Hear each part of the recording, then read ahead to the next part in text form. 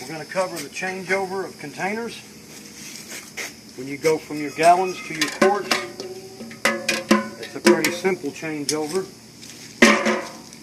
First thing you do, get your containers on the center of the conveyor. Adjust your conveyor railing to keep the containers centered.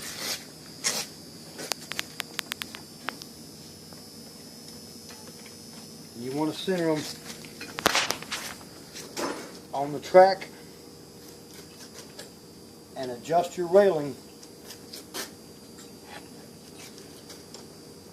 so that you don't compress the containers or cause any extra drag. Otherwise they won't index properly. Move your rails in. Tighten your thumb wheels down. You have your containers centered. Next thing you do, you want to lower the head bar to keep it as close to the container as possible when the product is dispensed. All you need are 4 set screws loosened. You have 2 on each end for adjustment.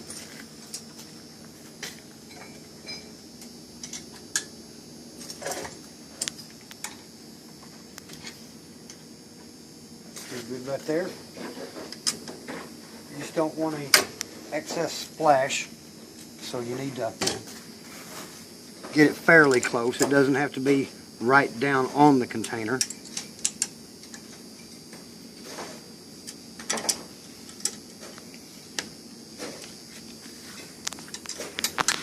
Alright, once you have your container on there, slide your heads till they are centered over your containers. Once you get that spacing done, you can tighten the heads back in place.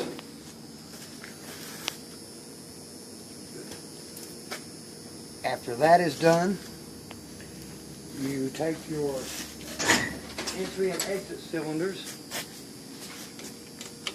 This is your entry cylinder on the left. It allows the containers to be indexed into the filling area. This is your exit cylinder on the right. This opens and lets the filled containers leave the filling area.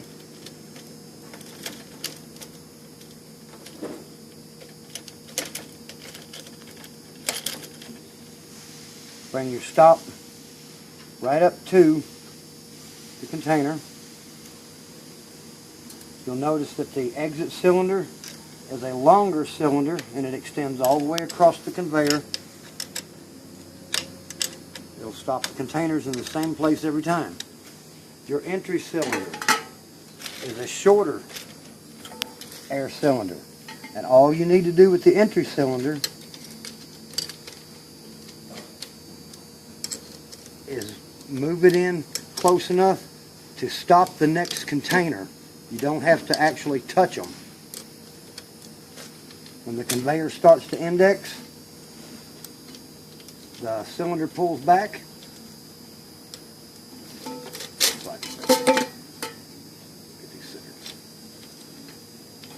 The next one up, these are your incoming containers.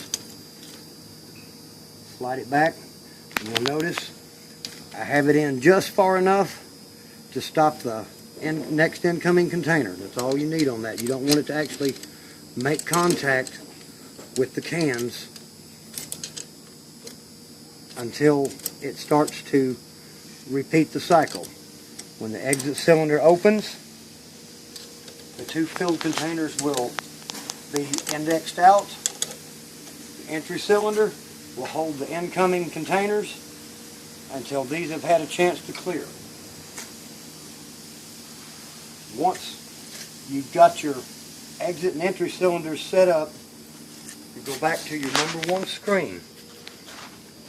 You need to adjust for a smaller cylinder by adjusting all of your settings here and a couple of your settings here. All of these settings will be recorded for the containers you have and supplied by Riata. We will send you a copy of all the times for both sides of the containers.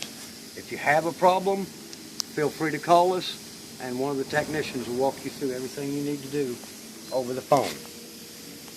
Once your containers indexing is set up, the next thing you do is adjust your volume.